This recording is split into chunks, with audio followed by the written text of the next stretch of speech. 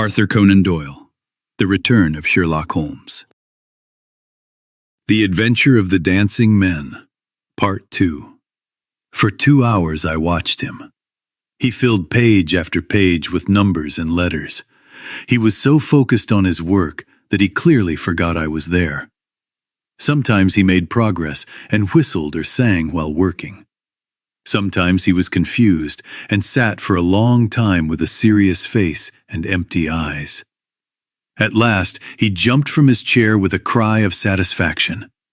He walked up and down the room, rubbing his hands. Then he wrote a long telegram. "If the answer is what I hope, you will have a very good case for your collection, Watson," he said. "I think we will be able to go to Norfolk tomorrow and bring our friend clear news about the secret that troubles him." I admit that I was very curious, but I knew that Holmes liked to explain things in his own time and in his own way.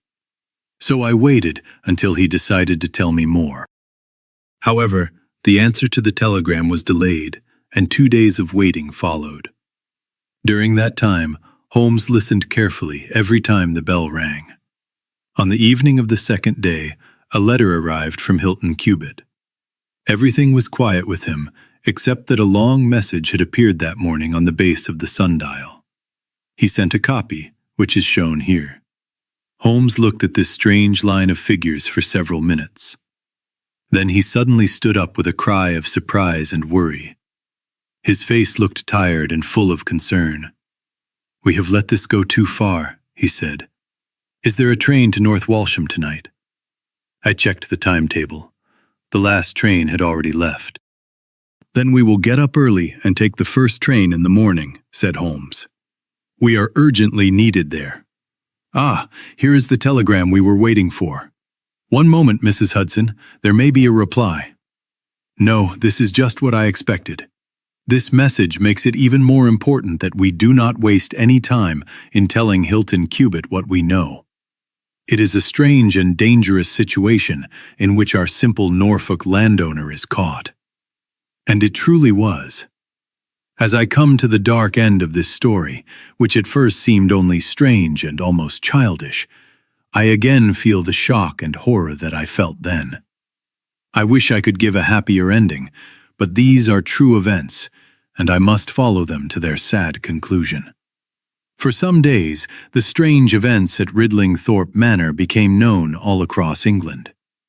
We had just arrived at North Walsham and said where we were going when the station master hurried toward us. "I suppose you are the detectives from London," he said. A look of annoyance appeared on Holmes's face. "Why do you think that?" "Because Inspector Martin from Norwich has just come through. But maybe you are doctors. She is not dead, or at least she was not last time I heard. You may still save her, though only for the gallows." Holmes's face became dark with worry. "We are going to Ridlingthorpe Manor," he said, "but we have not heard what has happened there." "It is a terrible case," said the station master. "They were both shot, Mr. Hilton Cubitt and his wife. She shot him and then herself. That is what the servants say. He is dead, and she is not expected to live. Dear me, one of the oldest and most respected families in Norfolk." Without a word, Holmes quickly got into a carriage. During the long 7-mile journey, he did not speak at all. I had rarely seen him so sad. He had already been worried during our trip from London, and I had noticed that he read the morning newspapers very carefully. But now, hearing this terrible news, he became deeply unhappy. He sat back in his seat, lost in dark thoughts. There was much to see around us. We were traveling through a very unusual countryside. Only a few small houses showed that people lived there now, but everywhere we saw large old churches with square towers rising from the flat green land. They showed how rich and important this area once was. At last, we saw the blue line of the sea on the horizon. The driver pointed with his whip to 2 old houses, partly hidden among trees. "That is Ridlingthorpe Manor," he said. As we arrived at the front door, I saw in front of it the black tool house near the lawn and the sundial on its stand, places connected with the strange events. A small, neat man with a quick manner and a styled mustache had just come down from a carriage. He introduced himself as Inspector Martin from the Norfolk Police. He was very surprised when he heard Holmes's name. "Mr. Holmes, the crime only happened at 3 this morning. How could you hear about it in London and arrive as quickly as I did?" "I expected it. I came hoping to stop it." "Then you must know something important that we do not, because they were said to be a very happy couple." "I only have the evidence of the dancing men," said Holmes. "I will explain everything to you later. For now, since it is too late to stop this tragedy, I want to use what I know to make sure justice is done. Will you allow me to work with you, or would you prefer me to work alone?" "I would be proud to work with you, Mr. Holmes," said the inspector seriously. "In that case, I would like to hear the facts and examine the place at once, without wasting any time." Inspector Martin was wise enough to let my friend work in his own way. He only watched carefully and noted the results. The local doctor, an old man with white hair, had just come down from Mrs. Hilton Cubitt's room.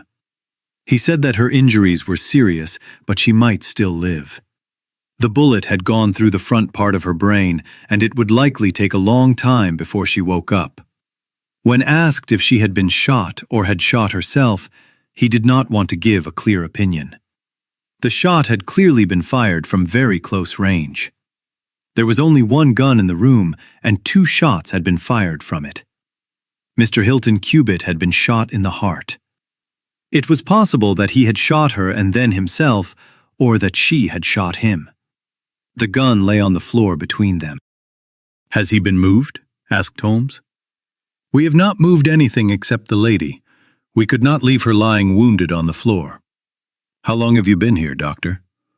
"Since 4 o'clock. "Has anyone else been here?" "Yes, the policeman here." "And you have not touched anything?" "Nothing." "You have acted very carefully. Who called you?" "The housemaid, Saunders." "Was she the one who raised the alarm?" "She and Mrs. King, the cook." "Where are they now?" "In the kitchen, I think." "Then I think we should hear their story at once." The old hall, with wooden walls and tall windows, had been turned into a place of investigation. Holmes sat in a large old chair. His sharp eyes shone from his tired face. I could see that he was determined to solve this case and bring justice for the man he had not been able to save. The neat Inspector Martin, the old country doctor, myself, and a quiet village policeman were the rest of this strange group. The 2 women told their story clearly. They had been woken from sleep by the sound of a gunshot. About a minute later, they heard a second shot. They slept in rooms next to each other, and Mrs. King ran into Saunders' room. Together they went down the stairs. The door of the study was open, and a candle was burning on the table. Their master lay face down in the middle of the room. He was already dead. Near the window, his wife was sitting on the floor with her head against the wall. She was badly wounded, and one side of her face was covered in blood. She was breathing heavily, but she could not speak. The hallway and the room were full of smoke and the smell of gunpowder. The window was closed and locked from the inside. Both women were sure about this. They immediately called the doctor and the policeman. Then, with the help of the groom and the stable boy, they carried their injured mistress to her room. Both she and her husband had been in bed before this. She was wearing her dress, and he was wearing a dressing gown over his nightclothes. Nothing in the study had been moved.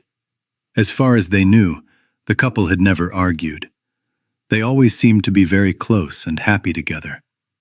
These were the main points of the servant's story. In answer to Inspector Martin, they were sure that every door was locked from the inside, and that no one could have left the house.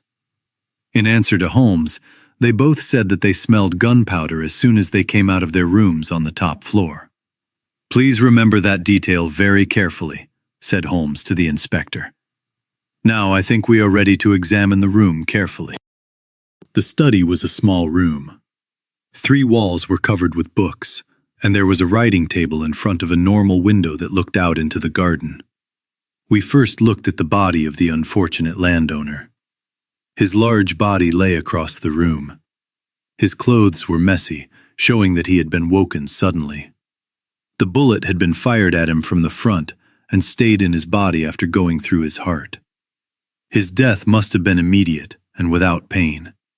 There were no marks of gunpowder on his dressing gown or on his hands. According to the doctor, the woman had marks on her face, but not on her hands. The absence of marks on the hands means nothing, but their presence could mean a lot, said Holmes. Unless powder from a badly made cartridge goes backward, a person can fire many shots without leaving any mark. I suggest that Mr. Cubitt's body can now be removed. Doctor, I suppose you have not taken out the bullet from the lady. That will require a serious operation before we can do that. But there are still 4 bullets in the gun. 2 have been fired, and there are 2 wounds, so we can account for each bullet. So it would seem, said Holmes. Perhaps you can also explain the bullet which clearly hit the edge of the window. He turned quickly, and his long, thin finger pointed to a hole in the lower part of the window frame, about an inch above the bottom. "My goodness!" cried the inspector. "How did you notice that?" "Because I was looking for it." "Amazing," said the country doctor. "You are right, sir. Then a 3rd shot was fired, and so a 3rd person must have been there. But who was it, and how did he escape?" "That is the question we are now going to answer," said Sherlock Holmes. "Do you remember, Inspector Martin, when the servants said that they smelled gunpowder as soon as they left their room? I said that this detail was very important." "Yes, sir, but I did not fully understand why." "It suggests that at the time of the shooting, the window as well as the door was open. Otherwise, the smoke could not have spread so quickly through the house. There must have been air moving through the room. But the door and the window were open only for a short time." "How can you be sure?"